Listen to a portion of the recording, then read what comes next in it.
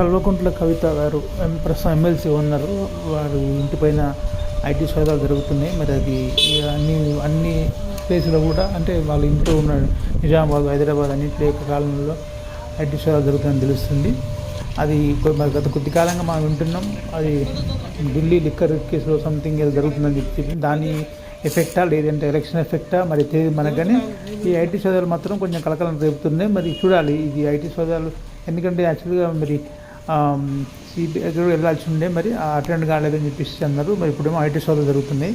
మరి ఐటీ సోదాలు ఎంతవరకు జరుగుతాయి, ఏం తెలుస్తుంది ముందు తెలుస్తుంది. బట్ మరి అయితే కవిత గారి ఇంట్లో ఐటీ సోదాలను మాత్రం కొంచెం కలకలం రేపుతున్న అంశము. చూడాలి మనం, గత కొద్ది గంటల్లో మరి మనకు న్యూస్ వస్తుంది.